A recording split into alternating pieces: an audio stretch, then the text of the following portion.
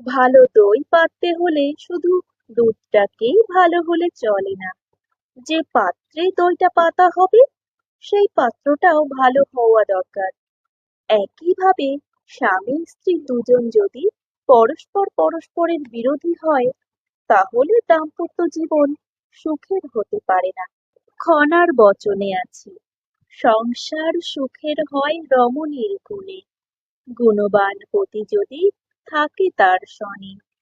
বেশিরভাগ লোকই প্রথম লাইনটাই বলে, কিন্তু পরের লাইনটাই বেশি গুরুত্বপূর্ণ।